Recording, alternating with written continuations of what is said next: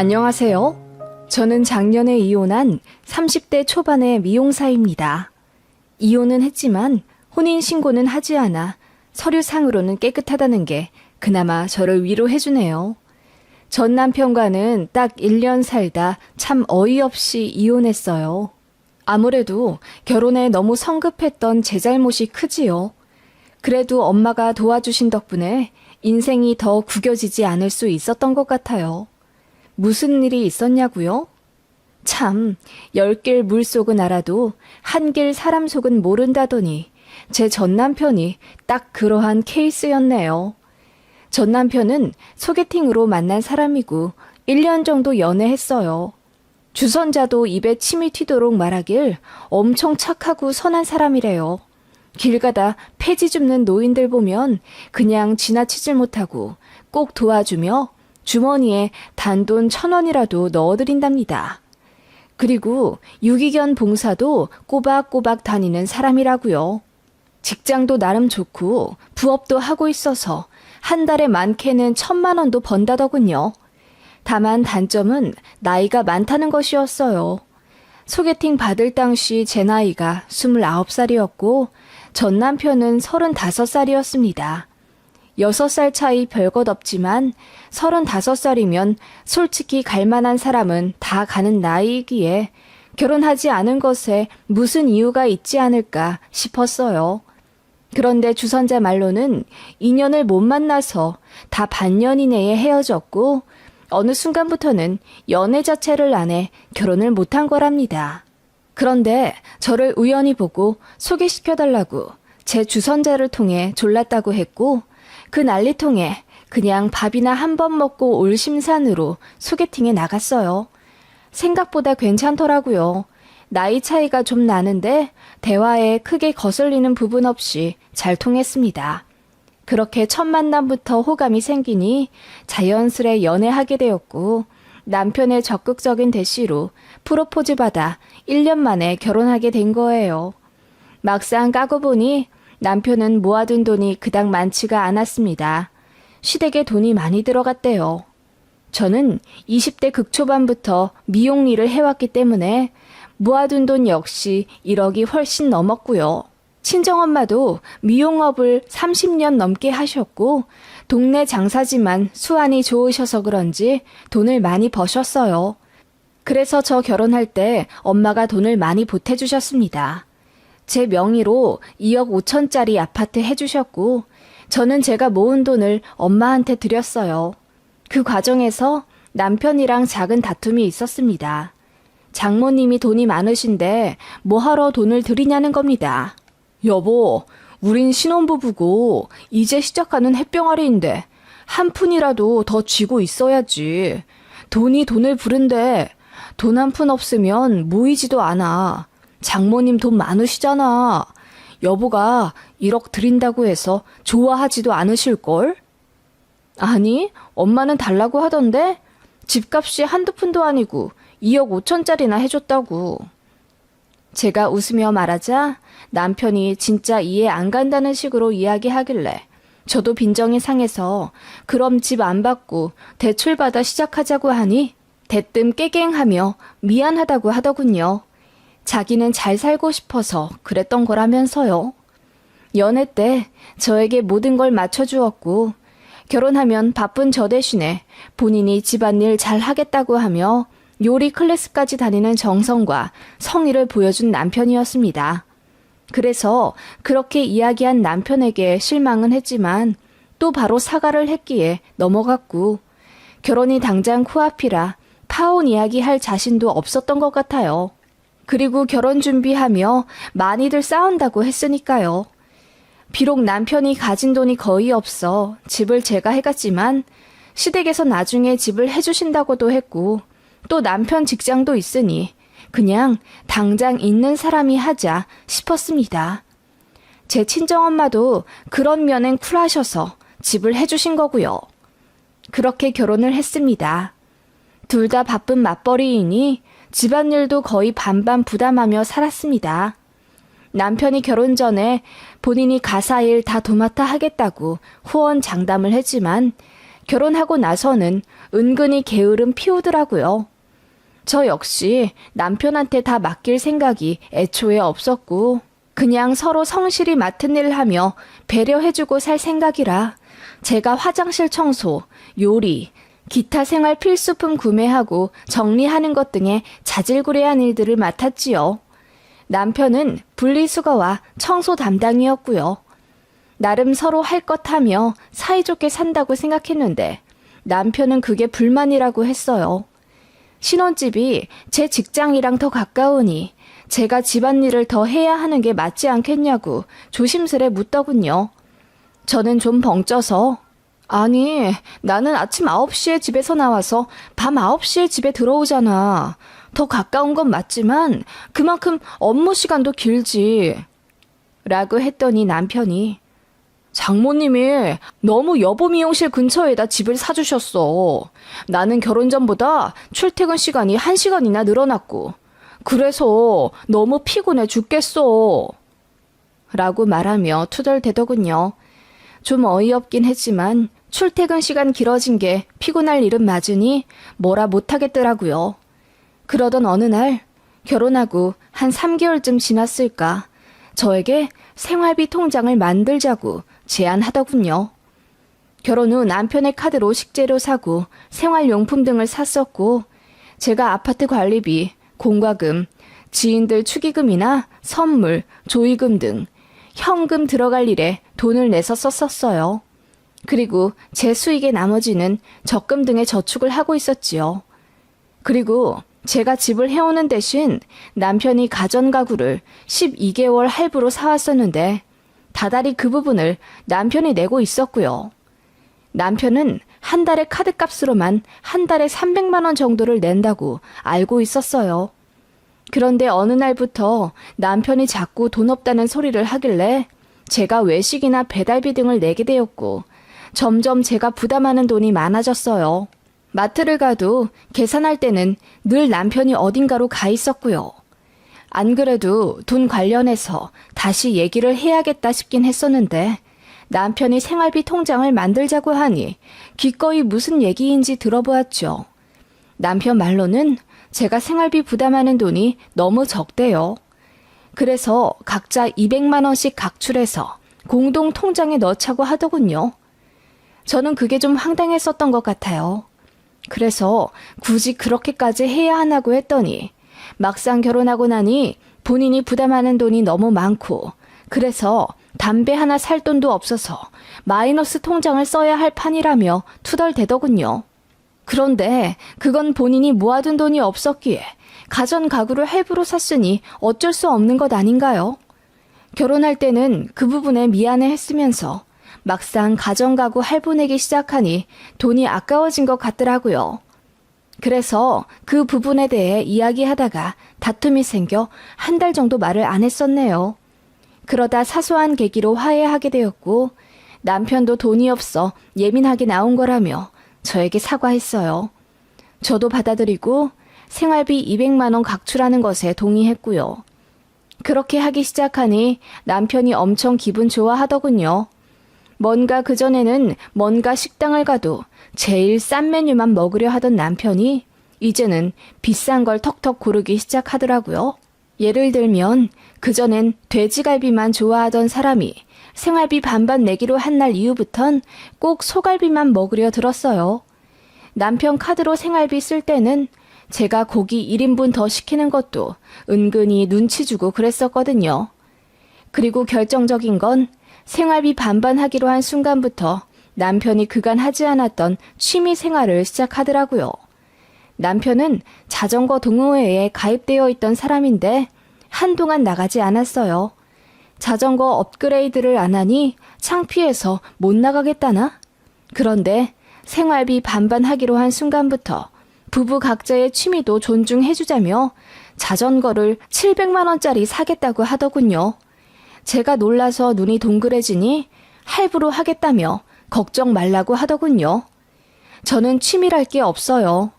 그냥 쉬는 날 집에서 영화 보고 드라마 보는 게 전부입니다. 남편도 뻔히 알면서 부부 각자의 취미를 존중해주자고 하는 게 어이가 없었죠. 제가 그건 너무 비싸서 고민해보겠다고 하니 남편이 기분이 상한 건지 갑자기 말이 없더라고요. 그때부터 냉전이 또 시작되었죠. 말만 안 하면 다행이에요. 갑자기 집안일을 안 하려 들더라고요. 퇴근하고 나면 남편이 너무 힘들다고 하며 집에 오면 그냥 소파에 뻗더라고요.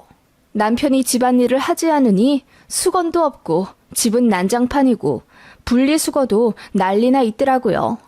남편이 맡기로 한 집안일은 빨래와 분리수거였거든요. 그런데 전혀 분담이 되지 않으니 어느 순간 집이 개판 5분 전이 되어 있었어요. 싸울 때마다 남편은 본인이 돈 제대로 안 갖고 왔다고 남편을 무시하냐는 거냐는 자격지심 가득한 말이 저를 더 힘들게 했습니다. 제가 언제 무시했냐고 하면 남편은 세상 가장 처연한 얼굴로 나를 변하게 만든 건 여보야. 내가 당신한테 얼마나 잘해왔는지 알잖아. 나 자존심 하나 안 부리고 다 당신한테 져줬어. 그런데 이제는 너무 지친다. 당신이 나 무시하는 거 참기 힘들어. 라고 하며 갑자기 피해자인 척 하더라고요. 그런 식의 싸움이 반복되니 어느 순간부터는 말 한마디 하기가 겁나더라고요. 또 제가 무시했다고 할까봐요. 싸우기만 하면 저는 나쁜 사람이 되어버리니 그냥 말하지 말자는 주의가 되어버리고 집안일도 제가 더 하게 되었어요. 되돌아보면 가스라이팅의 전형적인 모습이었던 것 같아요. 당시에는 그냥 결혼한 지 얼마 되지도 않았고 더 싸우기 싫다는 마음에 남편에게 말린 것 같고요. 결국 남편의 자전거도 제가 졌습니다. 그랬더니 남편이 엄청 좋아하면서 집안일을 다시 하기 시작했어요. 평화가 찾아왔죠. 참 어이도 없었고 이런 사람이랑 평생을 살아야 하나 싶은 마음에 고민도 들기 시작했죠. 그렇게 몇 주 지나 시어머니께서 편찮으시다는 소식을 들었어요. 예전에 큰 교통사고를 당하시고 후유증이 있으신 분이라 늘 조심하시며 사셨는데 이번에 돌에서 미끄러지시는 바람에 골절상을 입으신 거예요. 수술을 하셨지만 앞으로 보행이 어려워질 수도 있다는 말에 남편이 많이 속상해 하더라고요. 저 역시 어머님이 많이 걱정이 되었고요. 그래서 재활병원도 좋은데 알아봐드리고 제가 직접 2달치 선납 결제도 했습니다. 그러면서 남편한테 말 한마디 생색내지 않았어요. 그저 어머님이 잘 걸으실 수만 있다면 기꺼이 더 내드릴 수도 있었고요. 남편도 어머님의 쾌차를 위해 이것저것 알아보던 중 집에 재활기구를 하나 들여놓으면 어머님이 더 건강해지실 수 있겠다고 하며 저에게 보여주더라고요. 보니 저는 처음 보는 브랜드의 1,200만 원짜리 기구였어요. 그걸 보자마자 제가 조금 더 알아보고 사는 것도 좋지 않겠냐고 하니 남편이 갑자기 얼굴이 벌개지면서 자기 엄마 아니고 본인 엄마라서 돈을 아끼려고 하는 거냐고 급발진을 하더라고요. 제가 소스라치게 놀라며 그런 게 아니라 이왕 살 거면 더 잘 알아보고 구입하는 게 좋지 않겠냐고 했더니 귓등으로도 안 듣고 안방 문 닫고 누워있더라고요. 흡사 예전 자전거 가지고 싸울 때 모습이 반복되는 느낌이라 저는 머리까지 지끈거렸어요. 그래서 다시 싸웠고 남편과 또다시 냉전 모드로 가게 되었어요. 결혼한 지 1년도 안 되어 이렇게 자주 싸우고 말 안 하고 사려니 정말 스트레스가 너무 심하더라고요. 다른 건 몰라도 소화력 하나는 끝내주던 저인데 어느 순간부터 소화가 안 되어 약을 달고 사게 되었고요. 그 즈음 명절이 왔고 시어머니는 이혼한 신혼의 집에 가서 연휴를 보내시겠다고 하여 친정만 가게 되었어요. 남편이랑 사이가 좋지 않았지만 그래도 명절은 명절이니 친정 같이 가서 식사하고 오자고 했더니 남편이 싫다고 하더군요. 가서 표정 관리할 자신이 없대요. 그 말 듣자마자 저도 그냥 다 포기하게 되더라고요. 그래서 알겠다고 하고 문 쾅 닫고 나왔는데 눈물이 줄줄 나더군요.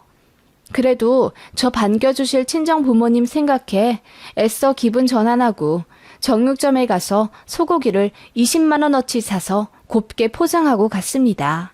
남편은 일이 바빠 못 왔다고 둘러댔지만 엄마는 다 알아채신 모양이었어요. 사위의 직업 특성상 연휴 때 바쁠 일이 없거든요. 엄마는 애써 모른 척하며 절 쉬게 해주셨고 그렇게 친정에서 노닥거리고 있는데 남편한테 전화가 오더군요. 여보세요? 당신 정육점에서 뭐 샀어? 선물용 고기 좀 사가지고 왔지. 왜? 아니, 그러니까 뭘 얼마나 샀길래 20만 원이나 썼냐고. 문자로 날아왔는데 기절할 뻔했어.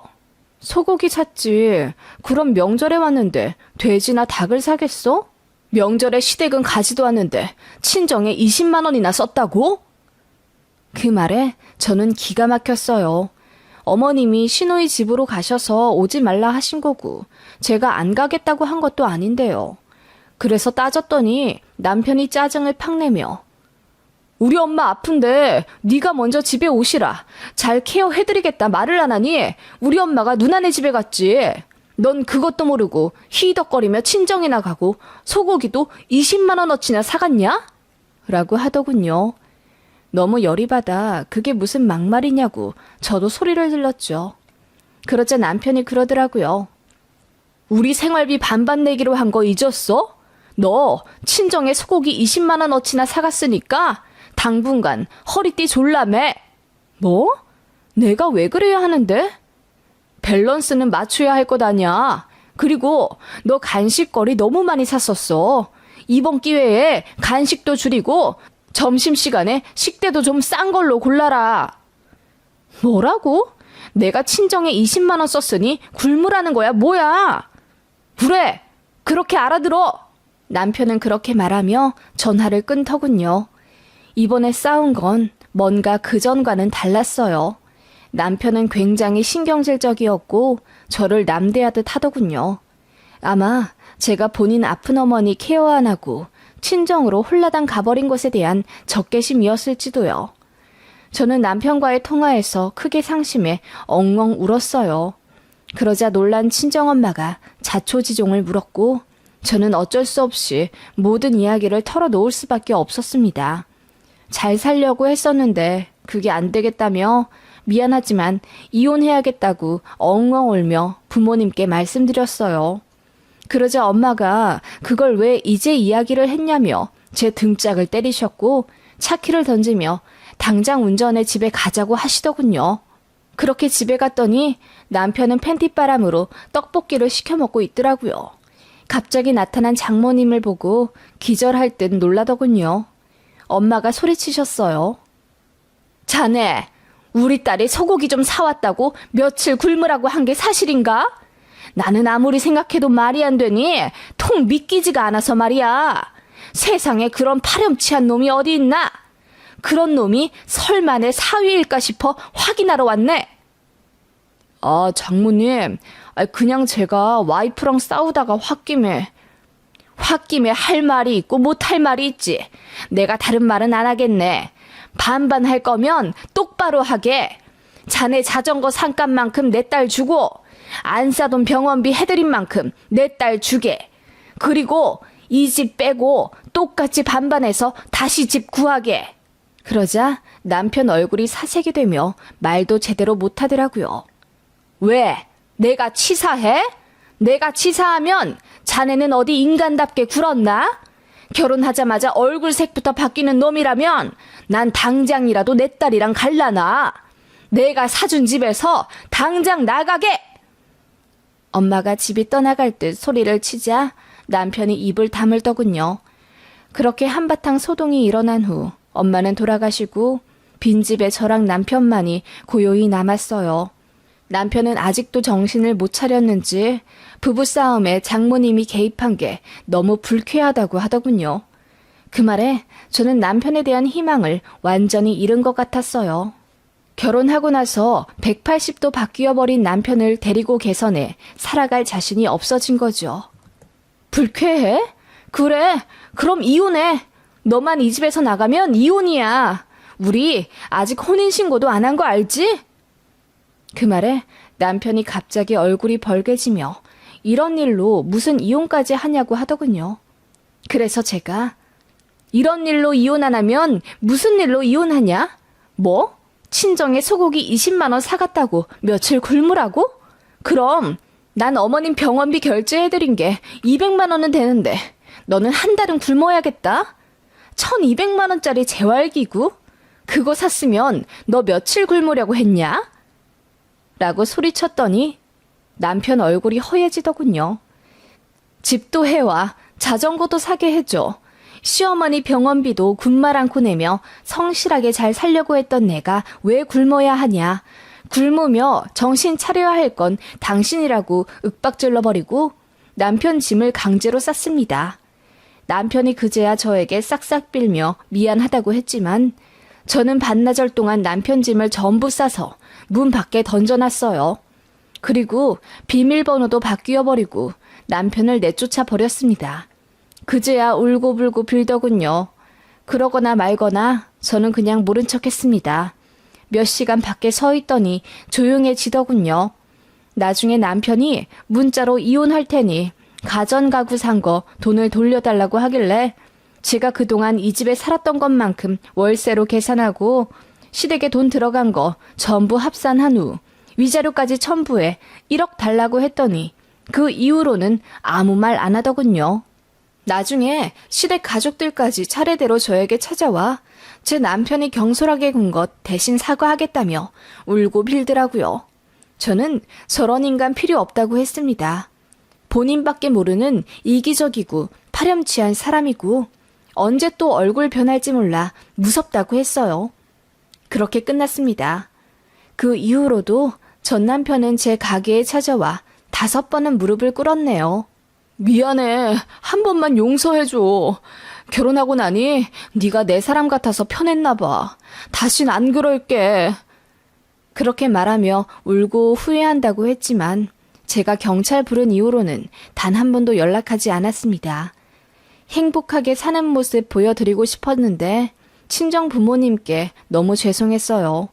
그래도 엄마는 제 어깨 한번 안아주며 썩은 가시는 빨리 잘라내는 게 좋다고 위로해 주셨습니다. 그리고 살다 보면 실수할 수도 있고 그런 실수를 통해 더 강해지는 거라고 해주셨어요. 비록 제 선택이 많이 어리석었다는 건 알지만 빨리 끝낸 건 참 잘한 일 같아요. 이혼이 두려웠던 저보다 더 강하게 밀고 나가주신 친정엄마에게 다시 한번 감사하고 앞으로 그 누구보다 효도하며 살리라 다짐합니다. 전 남편은 매일 술 먹고 다니다 사고 거하게 쳤는지 3천만 원 물어줄 일이 생겼다고 지인에게 들었습니다. 사정 다 아는 주변에서 제 남편 보고 혀를 끌끌 차며 위자료라고 생각하라고 했다던데 참 웃지 않을 수 없네요.